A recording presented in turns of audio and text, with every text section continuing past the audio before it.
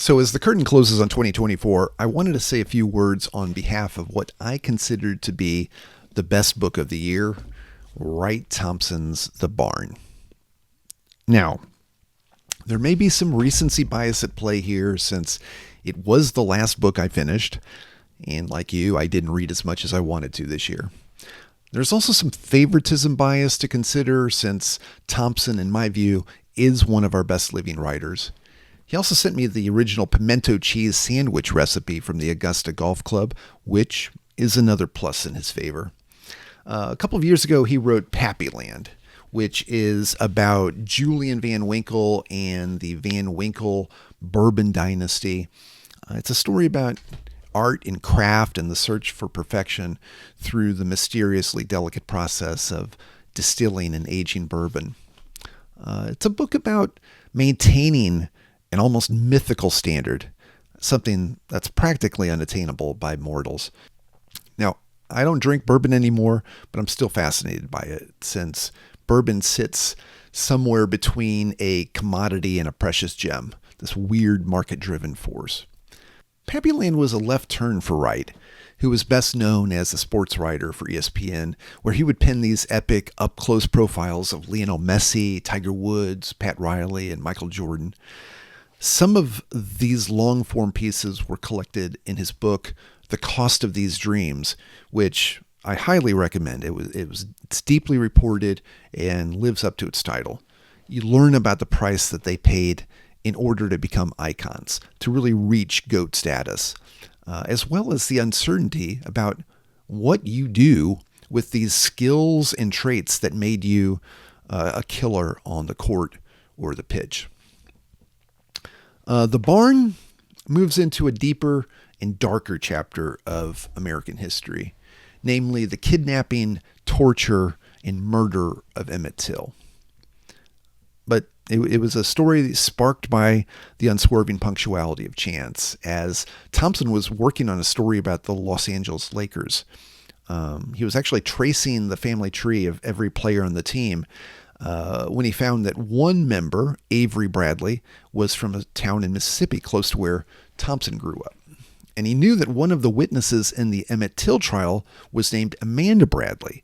So he dug around to see if they were related, and that led him to the Emmett Till Interpretive Center.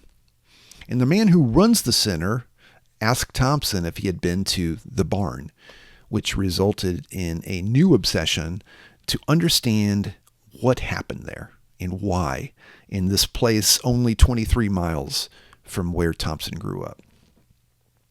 Now, if you go into the book thinking that it's going to be about Emmett Till and the family and the heroism of his mother, Mamie Till, you're partially right. But it's also about geography and destiny, about history and erasure. So much of what I understood about the South keeps getting corrected over time, and yes, there were plantations in Georgia and Alabama throughout the South, and even parts of Mississippi. But, there were large portions of Mississippi that were practically unsettled, just thick, deep stands of forest and swampland.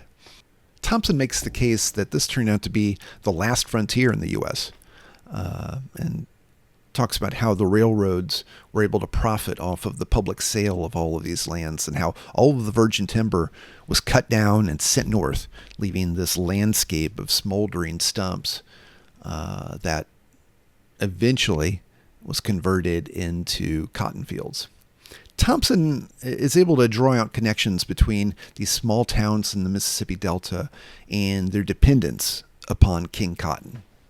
Thompson writes, quote, "The Mississippi Delta has never once been governed for the people.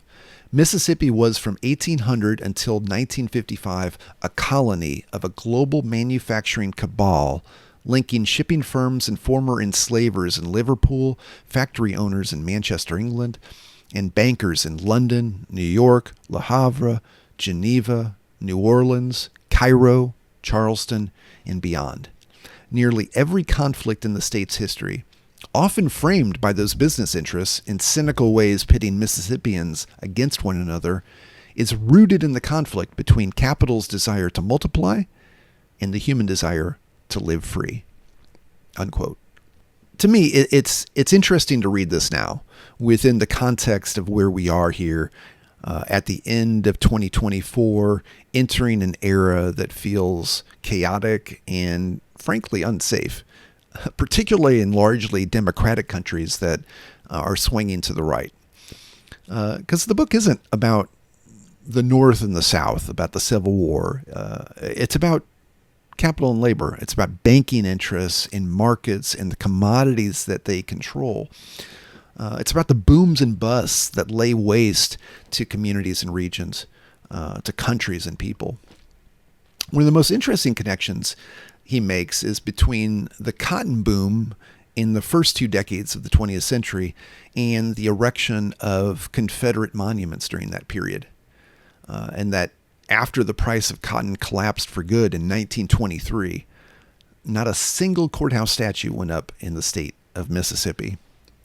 Now, part of what the barn is about is memory and courage. The first name that he mentions in the book, the first 2 words in the book, are Willie Reed, an 18-year-old sharecropper's son who, on the morning of August 28th, 1955, saw the truck carrying Emmett Till pull up to the barn, and he heard the beatings, the cries for mercy, and the whimpering prior to Till's last breath.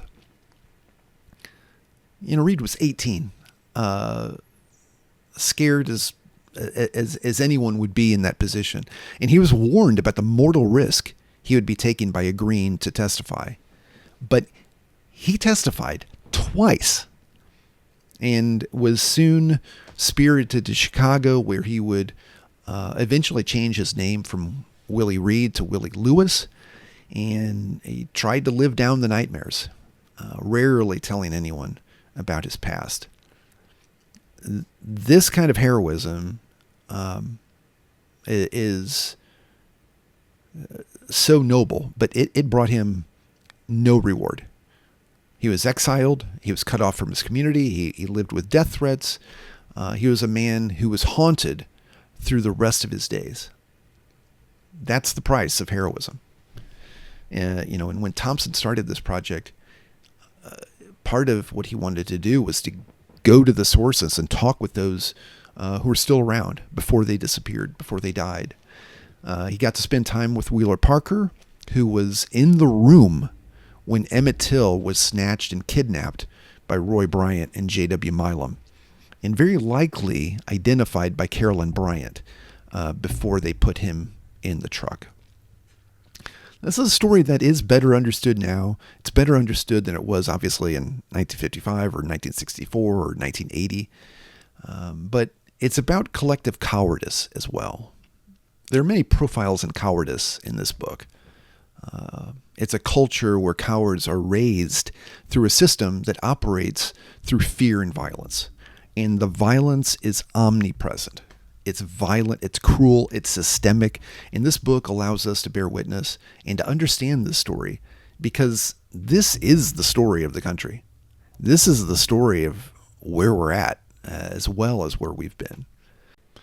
The atmosphere during this period was choked with gutter-level political rhetoric, and Thompson connects the dots between Till's murder and the reactionary response to the Supreme Court's Brown versus Board of Education decision, which really fueled the 1955 Mississippi governor's election.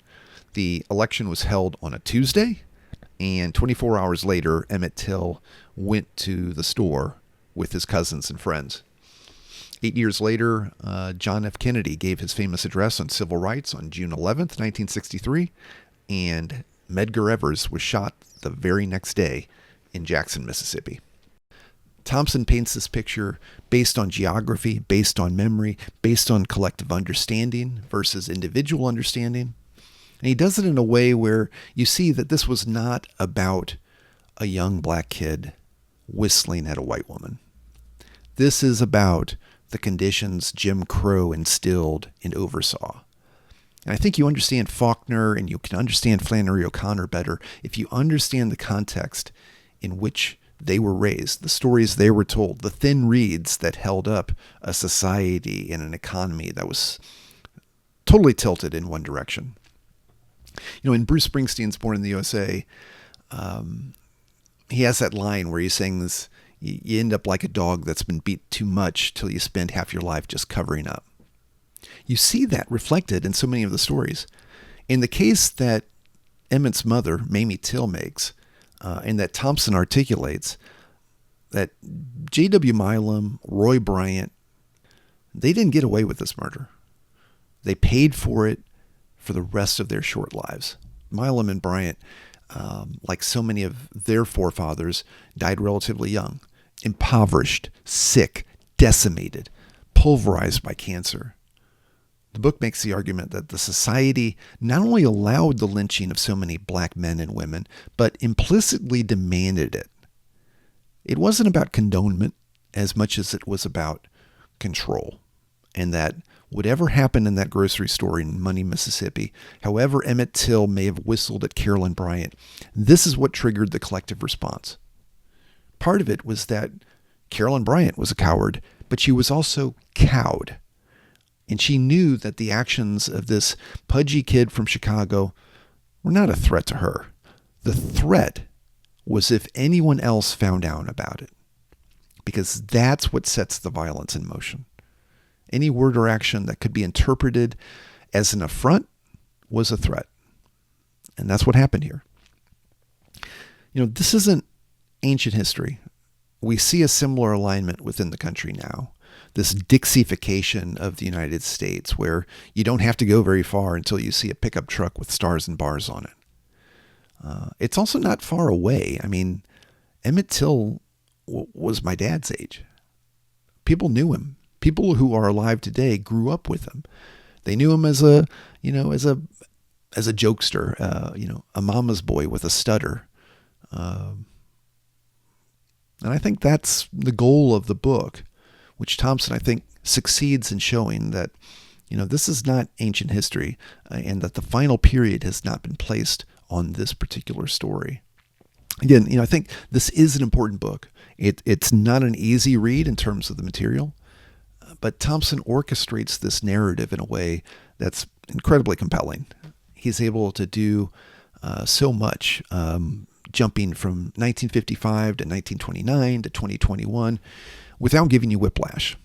And there's a lot more in the book, including the pivotal music of the Delta Blues, with stories about Son House and Charlie Patton and Muddy Waters, even Sam Cooke.